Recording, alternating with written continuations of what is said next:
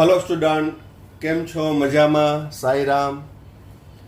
હવે last time આપણે રાસાયણિક પ્રક્રિયામાં થતી તત્વયોગમિતિનો અભ્યાસ કર્યો, જેમાં રાસાયણિક પ્રક્રિયામાં કોઈ પણ એક ઘટકનું મૂલ્ય આપ્યું હોય તેના આધારે બીજા ઘટકના જુદા જુદા મૂલ્ય જેવા કે દળ, કદ, અણુ સંખ્યા, પરમાણુ સંખ્યા વગેરેની ગણતરી કરતા હતા. હવે આપણે દ્રાવણમાં થતી પ્રક્રિયાની તત્વયોગમિતિ, જે મોસ્ટ આઈએમપી છે. આ ટોપિક 12મા ધોરણની અંદર ઉપયોગી થશે, તેમજ કોમ્પિટિટિવ એક્ઝામ લેવલમાં પણ છે આ ટોપિક ખૂબ જ ઉપયોગી થશે.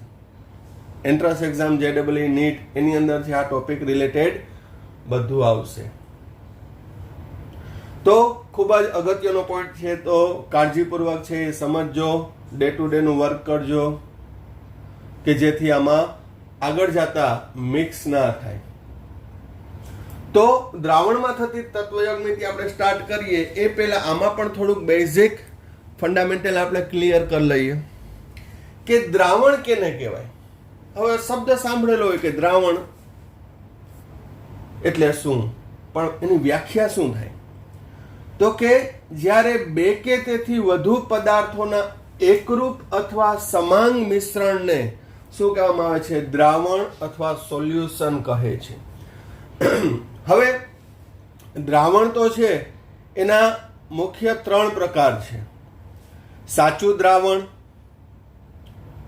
કલેલ દ્રાવણ અને આલંબિત દ્રાવણ, જે 9મા ધોરણમાં તમે ભણી ગયા હશો. તો દ્રાવણની અંદર 3 પ્રકાર, એમાં રહેલા ઘટક કણોની સાઇઝ એના કદના આધારે હતું. તો અહીં જે આપણે ચર્ચા કરશું એ દ્રાવણનો પહેલો પ્રકાર સાચા દ્રાવણ, ટ્રુ સોલ્યુશન અથવા સમાંગ દ્રાવણની ચર્ચા કરશું. જ્યારે બાકીના 2 પ્રકાર મેં જે બોલ્યો, ક્યાં? કલીલ દ્રાવણ અને આલંબિત દ્રાવણ, એ વિષમાંગ પ્રણાલી છે. એનો આપણે 12મા ધોરણમાં ઉપયોગ આવશે. અહીં દ્રાવણમાં એટલે કયું આવશે દ્રાવણ? સાચું દ્રાવણ અથવા સમાંગ દ્રાવણ. તો દ્રાવણ એટલે 2 કે તેથી વધુ પદાર્થોના એકરૂપ અથવા સમાંગ મિશ્રણને, એનો મતલબ 2 કે તેથી વધુ ઘટકો તમે મિશ્ર કરો તો એને ચોક્કસ હદ રેખાથી અલગ કરી શકો નહીં, કે આ A ઘટક છે, આ B ઘટક છે, આ C ઘટક છે. એકરૂપ થઈ જાય, એક સરખા થઈ જાય, સમાંગ થઈ જાય, હોમોજીનિયસ મિક્સચર થઈ જાય, જે આપણે આગળના ટોપિકમાં પણ આવ્યું હતું. દાખલા તરીકે ખાંડનું જલીય દ્રાવણ. અહીં જલીય એટલે પાણીમાં, જ્યાં જ્યાં શબ્દ આવશે જલીય એટલે જલાવી નાખે એવું નહીં, જલીય એટલે પાણીમાં બનાવેલું. ખાંડનું પાણીમાં બનાવેલું દ્રાવણ, ખાંડ વત્તા પાણી, 2 ઘટકો આવ્યા.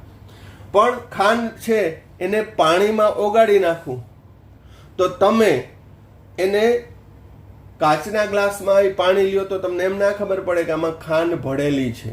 એ ટેસ્ટ કરો તો ખબર પડે કે હા મીઠું લાગ્યું એટલે આમાં ખાંડ નાખેલી છે.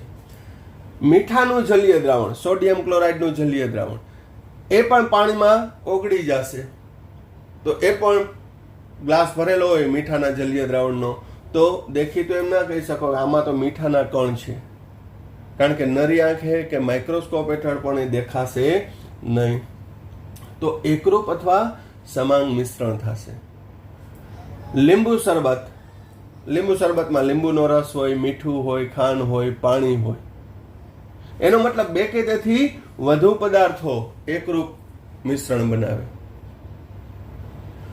તો આ દ્રાવણો થયા. હવે આ જે દ્રાવણ થયા એ પ્રવાહી દ્રાવણ. તો એવું જરૂર નથી કે દ્રાવણ છે એ પ્રવાહી જ હોય. હજી એક એક્ઝામ્પલ આપું હું તમને. પિત્તળ, કોપર અને ઝિંકનું મિશ્રણ છે. આપણો જામનગરનો બ્રાસપાટ ઉદ્યોગ. પિત્તળમાં કોપર હોય અને ઝિંક પણ હોય. તો એ જ્યારે મિશ્ર કર્યા પછી તમે એમ ના કહી શકો કે ડાબી બાજુનો ભાગ કોપર છે, જમણી બાજુનો ભાગ ઝિંક છે. નહીં, એકરૂપ અથવા સમાંગ મિશ્રણ થાય છે. તો પિત્તળ પણ દ્રાવણમાં આવે, પણ એ ઘન દ્રાવણ કહેવાય. એને કેવું દ્રાવણ કહેવાય? ઘન દ્રાવણ. હજી એક એક્ઝામ્પલ લઈ લો. મિશ્ર હવા. હવામાં મુખ્યત્વે nitrogen, oxygen, carbon dioxide, hydrogen, helium, આ બધા વાયુ હોય. પણ આપણે એમાં સ્પેસિફાઈ ના કરી શકીએ કે આ નાઇટ્રોજન છે, આ ઓક્સિજન છે. આખું મિશ્ર હવામાં બધા ઘટકો હોય, એકરૂપ અથવા સમાંગ મિશ્રણ હોય. તો અહીં મેં પેલા 3 ઉદાહરણ આપ્યા, પ્રવાહી દ્રાવણ હતા. ચોથું ઉદાહરણ છે એ ઘન દ્રાવણ કહેવાય, અને 5મું ઉદાહરણ છે એ વાયુ દ્રાવણ કહેવાય. એટલે હવે થોડુંક તમારા નોલેજમાં વધારો કરજો કે દ્રાવણ એટલે ફક્ત પ્રયોગશાળામાં, કેમેસ્ટ્રી લેબમાં, બોટલમાં પડેલું જે પ્રવાહી હોય એને જ દ્રાવણ ના કહેવાય, કે બીકરમાં બનાવેલું એને જ દ્રાવણ ના કહેવાય. દ્રાવણ એટલે શું? તો કે 2 કે તેથી વધુ પદાર્થોના એકરૂપ અથવા સમાંગ મિશ્રણને. હા, પછી આપણે દ્રાવણનો મોટા ભાગનો ઉપયોગ છે પ્રવાહી દ્રાવણનો થાય. વધારે પડતો આપણે લેબની અંદર પ્રક્રિયા કરો તો એમાં પ્રવાહી દ્રાવણનો ઉપયોગ થાય, કારણ કે એમાં પ્રક્રિયા ઝડપી બને છે. તો અહીં આપણે આ દ્રાવણના ઉદાહરણ જોયા. હવે દ્રાવણની અંદર ઘટકના આધારે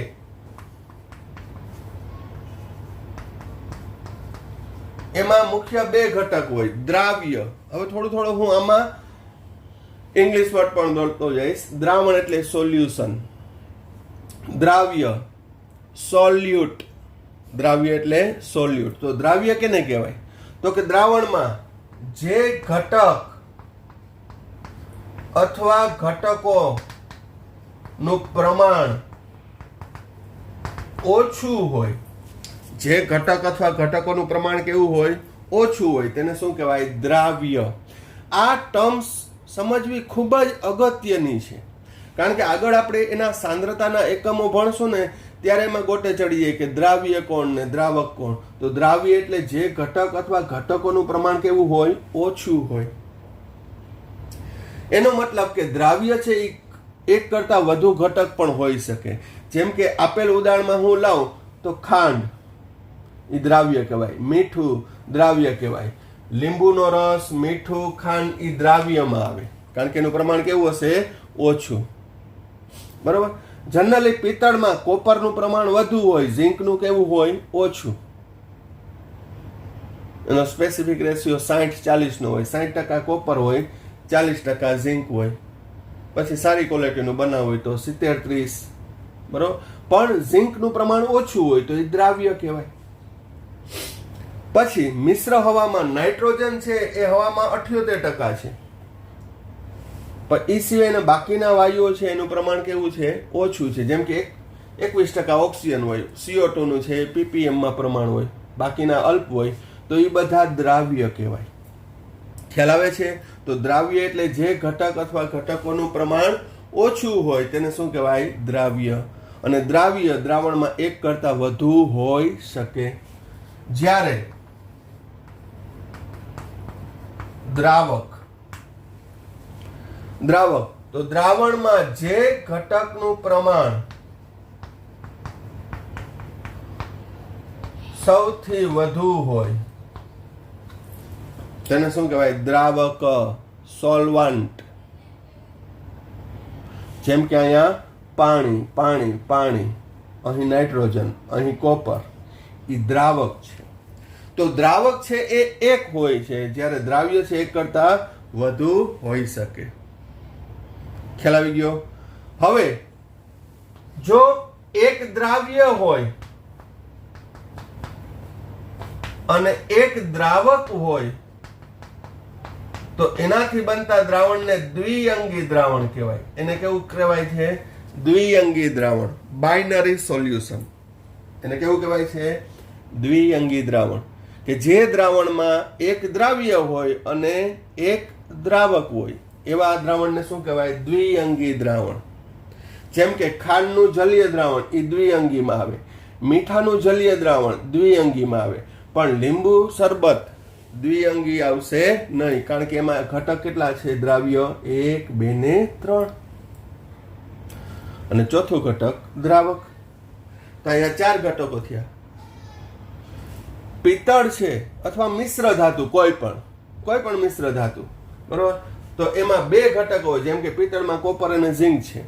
ઘણી મિશ્ર ધાતુ એવી હોય કે એની અંદર 1 કરતા વધુ ઘટકો હોય, 2 કરતા વધુ ઘટકો હોય. જેમ કે સ્ટેનલેસ સ્ટીલ, તેમાં આયર્ન હોય, લોખંડ હોય, ક્રોમિયમ હોય, નિકલ હોય.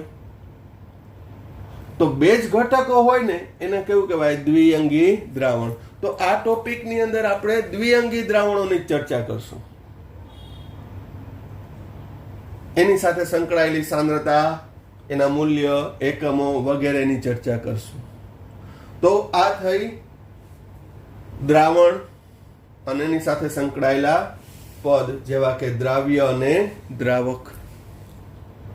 તો અહીં દ્રાવણ, દ્રાવ્ય અને દ્રાવક એની વ્યાખ્યા, ડેફિનેશન એ તમને ક્લિયર થઈ જવી જોઈએ, કે જેથી આગળ જતા આપણે આ જ શબ્દો આવશે: દ્રાવ્ય, દ્રાવક, દ્રાવણ. બરોબર? એ જોશો એટલે ત્યારે કહીશ. ચાલો, હવે દ્રાવણ બન્યું તેમાં દ્રાવ્ય ઘટકનું પ્રમાણ ઓછું હોય. જે ઓગળેલો પદાર્થ છે એનું પ્રમાણ ઓછું હોય. તો એ પ્રમાણ કેટલું છે એની ગણતરી માટે આપણે એ દ્રાવણની સાંદ્રતા કહીએ. તો શબ્દ સાંદ્રતા પણ સાંભળેલો હશે, કોન્સન્ટ્રેશન. તો સાંદ્રતા કેને કહેવાય?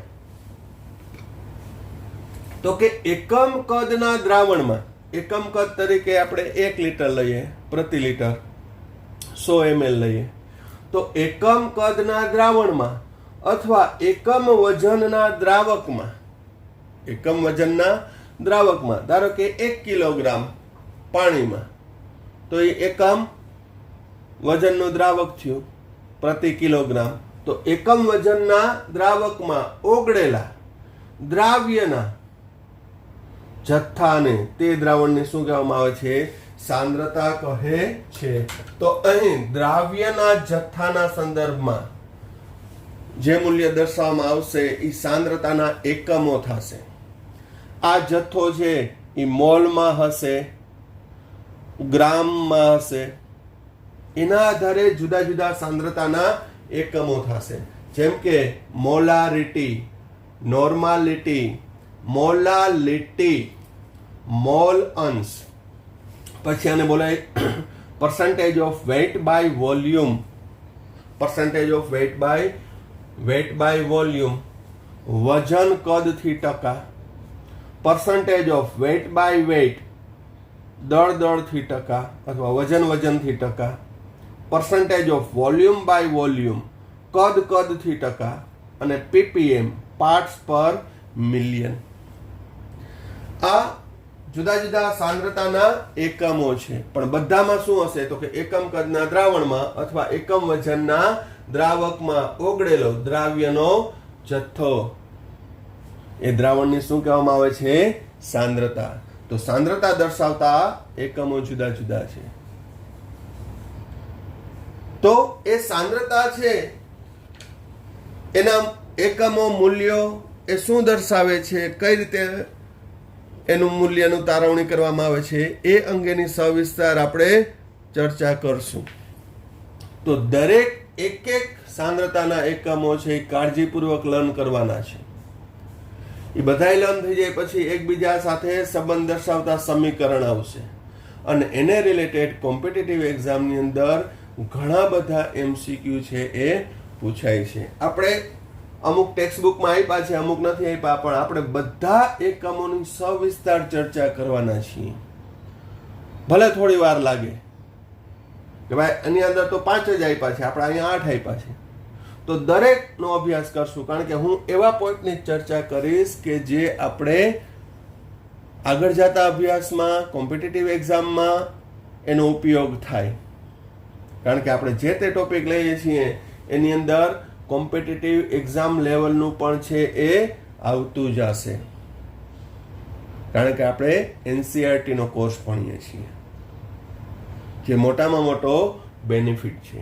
આ સિવાય એડિશનલ એક્સ્ટ્રા પણ દરેક ચેપ્ટરની અંદર આપણે ચર્ચા કરશું કે જેથી તમે કોઈ પણ કોમ્પિટિટિવ એક્ઝામના બુક્સ કે મટીરિયલ ફોલો કરો તો એની અંદર તમને એવું ના લાગે કે આ તો અમને આવડતું નથી.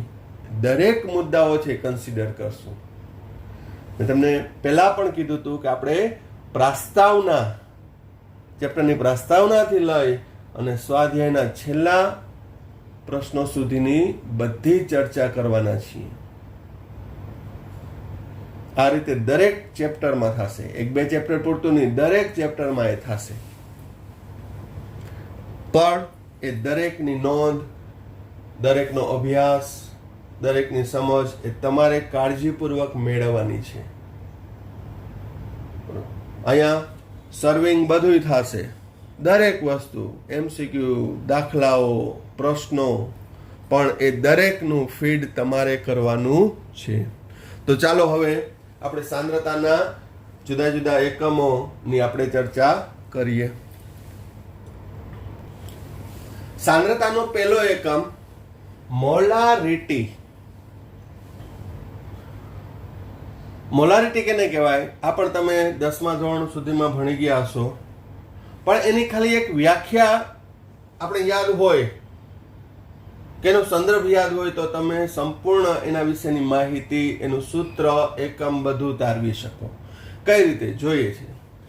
સામાન્ય તાપમાને 1 લીટર જલીય દ્રાવણમાં, એનો મતલબ એકમ કદ કેટલું લીધું? 1 લીટર.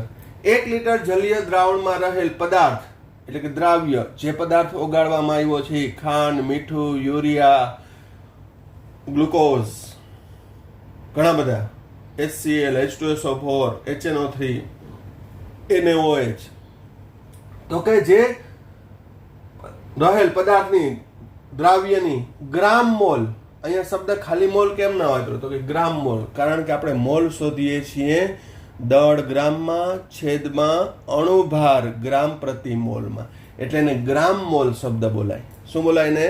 ગ્રામ મોલ. તો ગ્રામ મોલ અથવા તો ગ્રામ અણુભાર સંખ્યાને તે દ્રાવણની મોલારિટી કહે છે. તો મોલારિટી એટલે ફરીથી વ્યાખ્યા જોઈ જઈશું.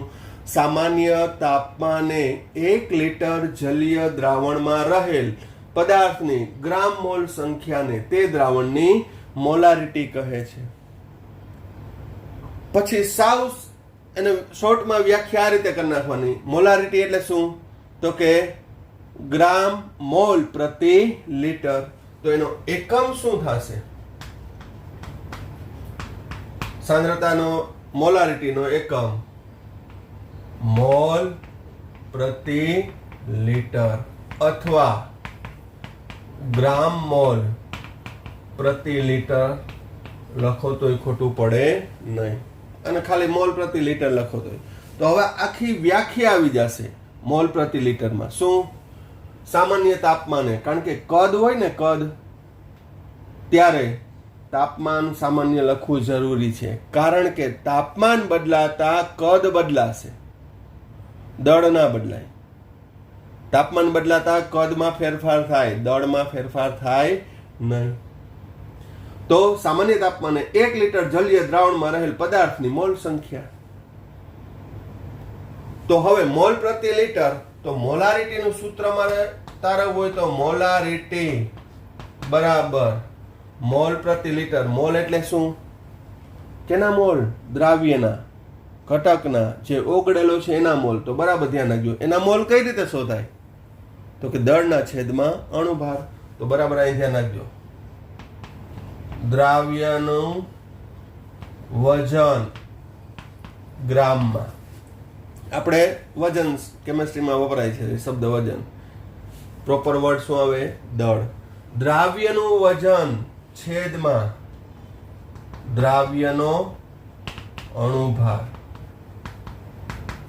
ગુણ્યા 1/છેદમાં લીટર, એટલે મોલ પ્રતિ લીટર. મોલ એટલે તો વજનના છેદમાં અણુભાર આવી ગયું. પણ કેનું વજન? આ અગત્યનું છે. દ્રાવ્યનું વજન છેદમાં દ્રાવ્યનો અણુભાર, એનો મતલબ દ્રાવ્યના મોલ. દ્રાવ્યના મોલ. તો દ્રાવ્યના મોલ આવી ગયા. છેદમાં લીટર. લીટર એટલે શું છે? તો કે દ્રાવણનું કદ. કયા એકમમાં? લીટરમાં. હવે દ્રાવ્યનું વજન ગ્રામમાં, દ્રાવ્યનો અણુભાર ગ્રામ પ્રતિ મોલમાં, છેદમાં દ્રાવણનું કદ. હું જો ml માં લઉં, કેમાં લઉં? ml માં, મિલીમાં, તો મારે તો કેમાં રૂપાંતર કરવું પડે? પ્રતિ લીટરમાં, કારણ કે મોલારિટીનો એકમ શું છે? મોલ પ્રતિ લીટર. તો અહીં દ્રાવણનું કદ મિલીમાં લઉં તો પ્રતિ લીટરમાં રૂપાંતર કરવા માટે મારે 1000 વડે ભાગવું પડે. કેટલા વડે ભાગવું પડે? 1000 વડે. સમજાય છે? કારણ કે મિલીનું લીટરમાં રૂપાંતર કરવું એટલે નાના એકમમાંથી મોટા એકમમાં રૂપાંતર કરવું હોય તો ભાગવું પડે. નાનામાંથી મોટા બનવું હોય તો ભાગવું પડે. તો અહીં મિલીનું લીટરમાં રૂપાંતર કરવા માટે કેટલા વડે ભાગવું પડે? તો મિલી એટલે 1000 વડે. તો 1000 વડે ભાગવું તો છેદનો છેદ અંશમાં, તો સૂત્ર શું આવશે? 1000 ના છેદમાં દ્રાવણનું કદ મિલીમાં, અથવા 1 ના છેદમાં દ્રાવણનું કદ લીટરમાં. સમજાય છે? 1000 લખો તો છેદમાં દ્રાવણનું કદ કેમાં લેવાનું? મિલીમાં. દાખલા ગણવામાં ત્યારે કામ આવશે. જો દ્રાવણનું કદ લીટરમાં આપ્યું હોય તો અહીં 1 ના છેદમાં દ્રાવણનું કદ લીટર લેવાનું. એટલે બે સૂત્ર સાચા. રૂપાંતરણ છે. સંજ્ઞામાં દર્શાવું તો molarity, capital M molarity equal to weight by molecular weight, MW. MW એટલે મોલેક્યુલર વેઇટ, અણુ ભાર, ગુણ્યા 1000 ના છેદમાં volume in ml. Volume in ml. તો આ સંજ્ઞારૂપ સૂત્ર થયું. આ શું થયું? સંજ્ઞારૂપ સૂત્ર.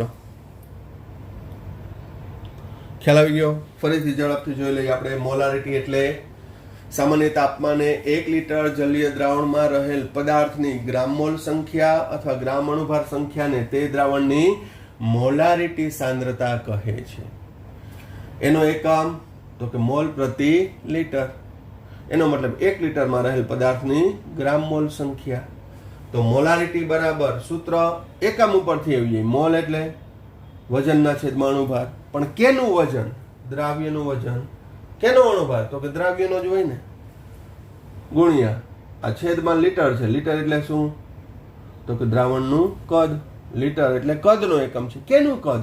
દ્રાવણનું કદ. આ બધા નાના નાના એલિમેન્ટ્સ છે એ યાદ રાખવા જરૂરી છે, કારણ કે આમાં ફેરફાર આવશે થોડો થોડો. જ્યારે જ્યારે આગળ આગળ આપણે સાંદ્રતાના એકમો ભણશું ને ત્યારે એમ થશે કે આમાં નાના નાના નાના ફેરફાર આવે. પછી આપણે રિમિક્સ થતું હોય એવું લાગે. પછી છેલ્લે કે સર કે આમાં તમે દ્રાવણોનું કીધું એમાં તો રાવણ જ સમજાણું. છેલ્લે પછી રાવણ જ દેખાય. દ્રાવણ શું છે એ કંઈ ખબર જ ના પડે. એટલે એકાગ્રતાપૂર્વક દરેક પોઈન્ટ છે એ ઝીણવટપૂર્વક છે એ તમે અભ્યાસ કરજો. તો અહીં દ્રાવણનું કદ લીટરમાં, પરંતુ જો દ્રાવણનું કદ મિલીમાં આપેલું હોય તો 1000 વડે ભાગવા પડે, કારણ કે પ્રતિ લીટરમાં રૂપાંતર કરવું. તો 1000 વડે ભાગો તો છેદનો છેદ અંશમાં આવી જાય. માટે 1000 ના છેદમાં દ્રાવણનું કદ મિલીમાં. અને સંજ્ઞા સ્વરૂપ weight by molecular weight into 1000 by volume in ml. આ સૂત્ર તમે એપ્લાય કરશો તો એ સરળ અને સહેલું બનશે. દાખલા ગણવાની પણ તમને મજા આવશે. હવે આના કેટલાક ઉદાહરણ આપણે જોઈ લઈએ એટલે થોડું વધારે તમને ક્લિયર થઈ જાય. ચાલો, મોલારિટીની અંદર 1 મોલર દ્રાવણ. તો 1 મોલર દ્રાવણ ક્યારે બને? તો કે સામાન્ય તાપમાને 1 લીટર જલીય દ્રાવણમાં પદાર્થના ગ્રામ મોલ એટલે કે ગ્રામ અણુભાર જેટલું વજન ઓગાળતા, અગત્યનો પોઈન્ટ, ગ્રામ મોલ અથવા ગ્રામ અણુભાર જેટલું વજન ઓગાળતા બનતા દ્રાવણને 1 મોલર દ્રાવણ કહે છે અને આવા દ્રાવણની મોલારિટી 1 છે તેમ કહેવાય. હવે બરાબર ધ્યાન રાખજો. ઉદાહરણ તરીકે લઉં, દાખલા તરીકે હું 1 લીટર જલીય દ્રાવણમાં NaOH લઉં, NaOH, તો NaOH નો અણુભાર કેટલો? એનો અણુભાર ગણશો ને તો 40 ગ્રામ પ્રતિ મોલ. NaOH નો અણુભાર કેટલો છે? 40 ગ્રામ પ્રતિ મોલ. તો બરાબર ધ્યાન રાખજો. મેં વૈજ્ઞાનિક તુલામાં 40 ગ્રામ છે એ NaOH લીધો. 40 ગ્રામ. કેમ 40 ગ્રામ? વૈજ્ઞાનિક તુલા દ્વારા મેં કેટલું વજન કર્યું? NaOH પદાર્થ લઈને 40 ગ્રામ.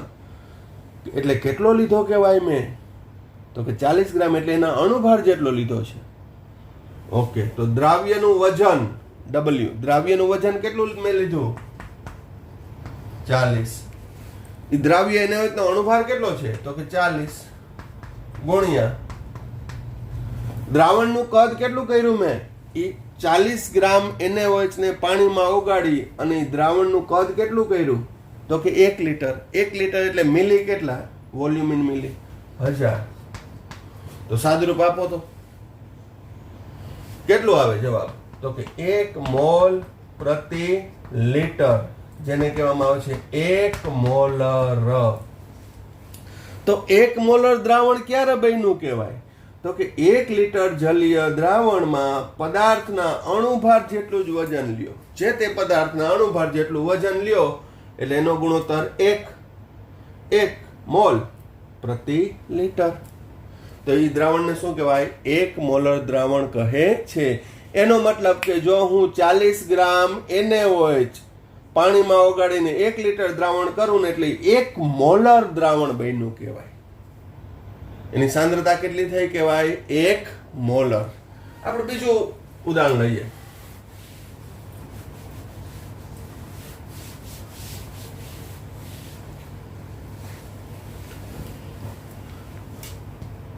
દાખલા તરીકે ગ્લુકોઝ એટલે C6H12O6, એનો અણુભાર થાય 180 ગ્રામ પ્રતિ મોલ. હવે તમને બધાને ગણતા આવડતો હશે. તો 180 ગ્રામ પ્રતિ મોલ થાય. તો હું એક બીકરની અંદર છે એ 180 ગ્રામ ગ્લુકોઝ વજન કરીને ઉમેરું છું. કેટલું ઉમેરું? 180 ગ્રામ. તો 180 ગ્રામ એ કેટલું છે વજન? તો કે તેના અણુભાર જેટલું. એ 180 ગ્રામ ગ્લુકોઝ વજનથી લઈ પાણી ઉમેરી અને એનું કદ કેટલું કરવાનું? 1 લીટર. કારણ કે 1 લીટર જલીય દ્રાવણમાં ઓગળેલા દ્રાવ્યનો અણુભાર જેટલું વજન અથવા તો ગ્રામ મોલ જેટલું વજન. તો અહીં વજન કેટલું લીધું મેં? 180. એનો અણુભાર કેટલો? 180 ગુણ્યા 1000 ના છેદમાં કદ કેટલું કર્યું? 1000. તો 1 મોલ પ્રતિ લીટર. મોલ પ્રતિ લીટર. લીટર. કોઈને એવો પ્રશ્ન થતો હોય સર અહીંયા તો ml લીધું તોય કેમ લીટર લખવું? હા બરોબર છે, ml માં લીધું, પરંતુ આપણે લીટરમાં કન્વર્ટ કરવા માટે કેટલા વડે ભાગ્યું હતું? 1000 વડે. છેદનો છેદ અંશમાં. જો અહીં લીટરમાં જ લ્યો તો 1/લીટર આવે એટલે જવાબ આવશે 1 મોલ પ્રતિ લીટર. ફરી એકવાર કહું, અહીંયા મિલી ના લખાય, કારણ કે મિલીમાં નું લીટરમાં રૂપાંતર કરવા માટે તો મેં 1000 વડે ભાગ્યા હતા અને છેદનો છેદ અંશમાં ગયો એટલે 1000 ના છેદમાં દ્રાવણનું કદ મિલીમાં એટલે આવ્યું. પણ એકમ થશે મોલ પ્રતિ લીટર. એટલે આટલો નાનો ક્વેશ્ચન પણ તમારા માઇન્ડમાં રહેવો જોઈએ નહીં કે સર અહીં મિલી ના આવે. સમજાઈ ગયું? મિલી ના આવેનું કારણ તો કે મિલીમાં લ્યો તો 1000 વડે ભાગવા પડે, છેદનો છેદ અંશમાં, એટલે ઇનડાયરેક્ટલી પ્રતિ લીટરમાં જ રૂપાંતર થઈ ગયું. અને 1 મોલ પ્રતિ લીટર એટલે એને કહેવાય 1 મોલર. એને શું કહેવાય? 1 મોલર ગ્લુકોઝનું જલીય દ્રાવણ. હજી એક એક્ઝામ્પલ લઈ લઈએ.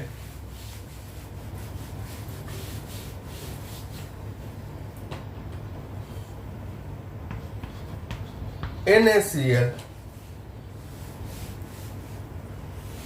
NaCl નો અણુભાર તમે ગણશો તો 58.5 ગ્રામ પ્રતિ મોલ છે. એટલે એનો મતલબ 1 મોલ નું ગ્રામમાં વજન કેટલું થાય? 58.5. તો અહીં હું વૈજ્ઞાનિક તુલામાં 58.5 ગ્રામ મીઠાનું વજન કરું છું. એક્ઝેક્ટલી 58.5. ચોક્કસતા અને યથાર્થતા સાથે 58.5 વજન કર્યું મેં. અને એને હું બીકરમાં નાખી પાણી ઉમેરી અને એનું કદ કેટલું કરવાનું છે? 1 લીટર. 1 લીટર એટલે 1000 મિલી કર્યું. તો મેં મીઠું વજનથી કેટલું લીધું? તો કે 58.5. એનો અણુભાર કેટલો છે? તો 58.5 ગુણ્યા 1000 છેદમાં દ્રાવણનું કદ 1 લીટર. 1 લીટરનું મિલીમાં રૂપાંતર કરવું એટલે 1000 મિલી. જવાબ 1 નો 1 આવશે. મોલ પ્રતિ લીટર NaCl. 1 મોલર. ખ્યાલ આવે છે? તો બનતો દ્રાવણને કેવું કહેવાય? 1 મોલર. એટલે અહીંયા 1, 2, 3 ની કદાચ 30 એક્ઝામ્પલ આપું તોય શું 1 લીટર જલીય દ્રાવણમાં જે તે પદાર્થના અણુભાર જેટલું વજન ઓગાળો, એના અણુભાર જેટલું વજન ઓગાળો એટલે એ દ્રાવણ બનશે. એને કેવું કહેવાય? 1 મોલર દ્રાવણ કહે છે. અને આવા દ્રાવણની મોલારિટી 1 છે તેમ કહેવાય. હવે પછી અહીંયા અણુભાર જેટલું વજન ના લીધું હોય તો ગમે તેટલું લીધું હોય તો એ પ્રમાણેની ગણતરી કરવાની. હવે એનાથી ઊંધું હું એમ કહું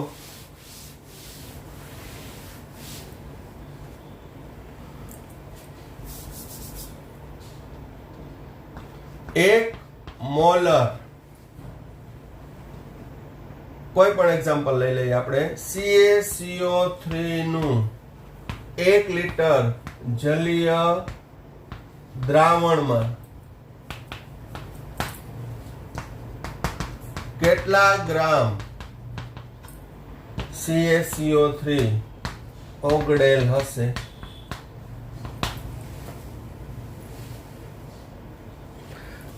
આ પ્રશ્ન તમારી માટે રાખી દઉં.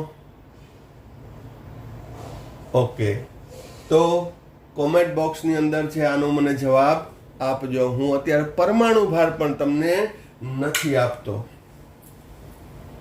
કે 1 મોલર CaCO3 ના 1 લીટર જલીય દ્રાવણમાં કેટલા ગ્રામ CaCO3 ઓગળેલો હશે. તમારે કોમેન્ટ બોક્સની અંદર અંક સંખ્યા અને ગ્રામ જ લખવાનું છે. તો પછી આગળ વધારે ચર્ચા આની અંદર મોલારિટી, આગળ સાંદ્રતાના એકમો, બીજા એની ચર્ચા કરશું.